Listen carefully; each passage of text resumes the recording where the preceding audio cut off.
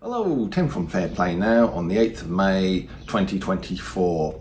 So, I see in the news, at least the alternative news, that the thing that goes in the arm, the one that starts with AZ, has basically been pulled off the market by the manufacturers, and I noticed the EU has quietly withdrawn their authorization for that particular thing to be distributed. So it looks like that particular thing has been completely and utterly discredited. They've been forced to take it off the market, and I wonder how long will it be until the other ones by the other manufacturers follow. It can't be long, surely. So I regard this kind of thing as complete and total vindication of our stance, my stance for never having the things, probably yours as well, if you've had none of them or only the first sort of one or two. And yeah, back 2-3 years ago, when we were called crazy conspiracy theorists and reckless endangerers of life for not having the things, and here we are now in 2024, completely and utterly vindicated for the position we took. Not that I take any pleasure from it, of course. There's plenty of people who were duped into having it, forced into having it, and they thought they were doing the right thing, and it turns out they weren't, and that they were tricked. So I think the whole thing surrounding those things, the whole narrative is collapsing. And is there really anyone in this country who still believes in the safe and effective narrative? Well, there's probably a few, but there can't be many. They must be a fairly small minority now. The mainstream media really aren't fit for purpose. The only thing they seem able to kind of comment on and report on is absolute nonsense. I'll just sort of go into this. This is Birmingham live news, and this is the kind of thing, instead of reporting on real news, proper news that may save your life even, as I've just done here, this is the kind of thing they come out with. Drivers in England are told to drive with a bowl of water on their front passenger seat.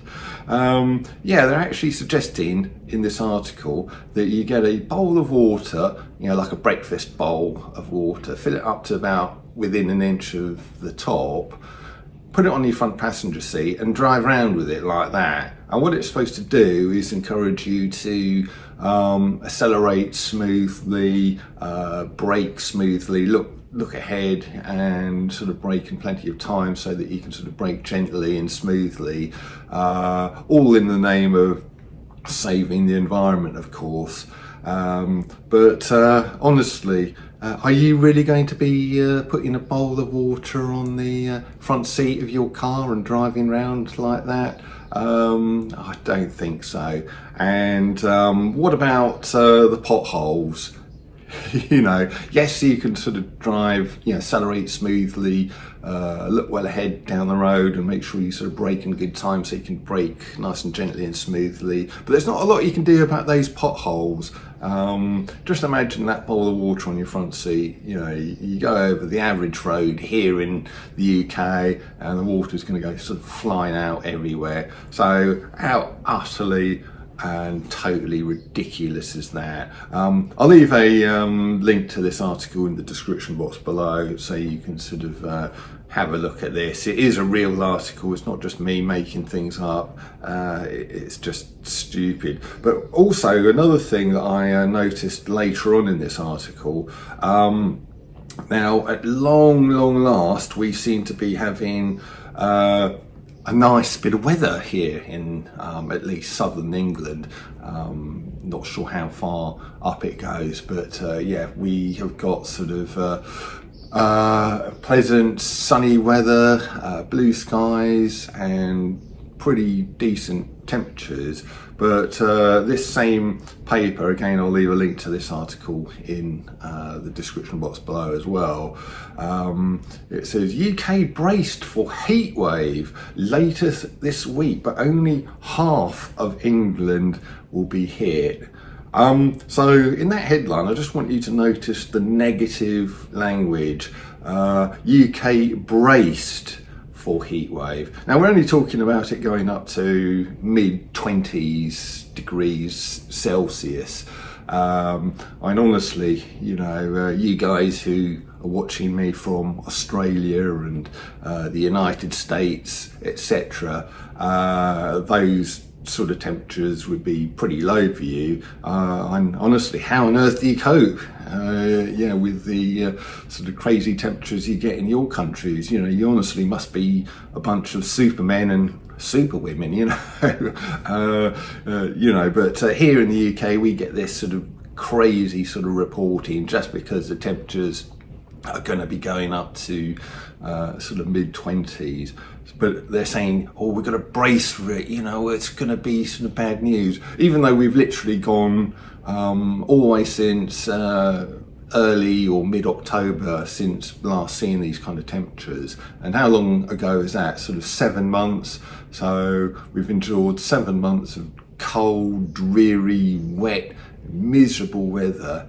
And we're, you know, all that time we've been longing just for a bit of sunshine and a bit of pleasant heat, you know, when you go out the door, rather than the chilly stuff.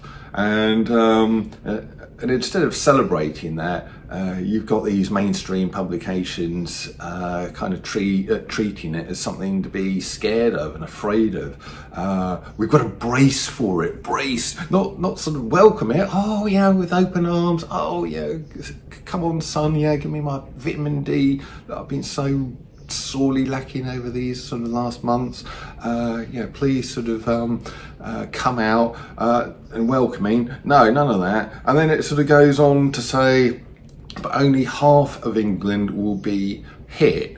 Not just sort of pleasantly surprised or sort of lucky, but hit. You know, again, negative language. What other things hit you? You know, a bullet. You know, so it's kind of comparing it almost to a bullet hitting you. It's kind of just so negative. And but that's the mainstream media for you. And there'll be people up and down the country who will be keeping all of their windows and doors closed, even though they've done that all winter.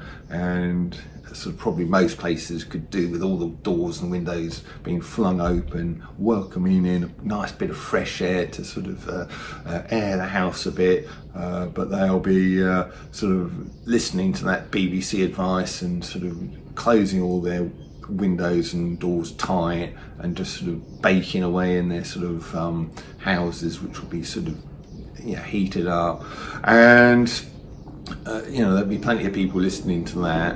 And then just going back to that silly sort of bowl of water article, I mean, honestly, how many people do you think up and down the country will be doing that? Not a lot, but I bet there'll be the odd person. And quite honestly, they're probably the sort of people who listen to everything the government says and everything the BBC and other mainstream media outlets say anyway. And they're probably the ones who never exceed the speed limit anyway and drive sort of sensibly anyway, and they'll be the only ones doing this thing with a bowl of water. But honestly, if it was a month earlier or just over a month earlier, I'd be sort of regarding this article as kind of an April Fool's joke. But it's just crazy, isn't it? And like I say, the mainstream media, all they can do is either one, report on nonsense, or two, kind of report on just negative stuff that we should be celebrating, like a bit of sun and nice temperatures outside there. No, it's got to be treated as climate alarmism or whatever it's the thing is behind such negative language, but it's got to be painted in a negative light. And yeah, this was sent to me, this article, by well, one of my sort of buddies in the local stand in the park. Actually, I'd never sort of look at or read sort of mainstream media articles sort of myself. I don't sit there in front of the TV all day long. Don't think it'd do much for my mental health.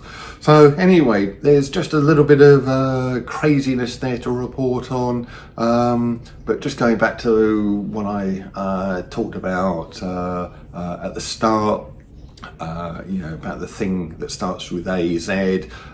Good to see that that's off the market, and let's hope it's not too long until the rest of it follows. But yeah, next time you're called a crazy conspiracy theorist or an anti-V, all we need to do now is well look at this AZ thing, that's sort of been pulled off the market. What do you think about that then, eh? So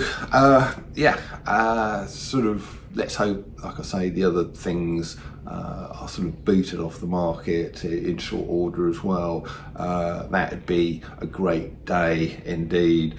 So just one last point I'd like to make. It's that old joke, isn't it? What's the difference between conspiracy theory and the truth?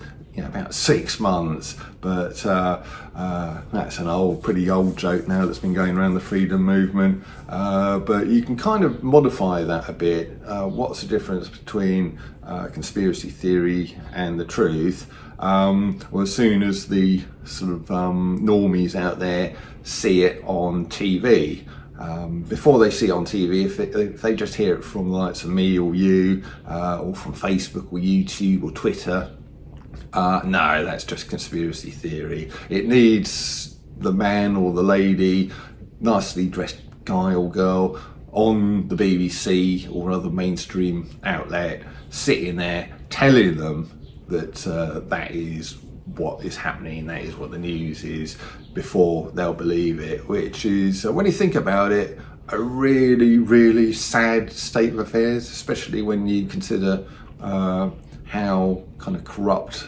those sort of organisations are, how they're all bought and paid for by vested interests. A very, very sad state of affairs, that these people are just being so indoctrinated that they won't accept anything unless it comes from mainstream media. I consider myself very, very lucky indeed that I haven't got that mindset, that I can go and sort of onto alternative media sources. Of course, you get a lot of nonsense there as well. You've got to know how to sort the wheat from the chaff, as it were, which I think I'm reasonably good at now, as I'm sure you are. We've had 4 years practice of it, or longer, if you've been in this game longer than I have. I still count myself as very lucky for sort of accepting and looking at sort of alternative sources, and that is where you tend to get the truth from, I find. Anyway, gonna leave it there, and like I say, I'll leave a link to those Birmingham Live articles in the description box below, and I'll be back soon. Tim from Fair Play Now, thanks for watching.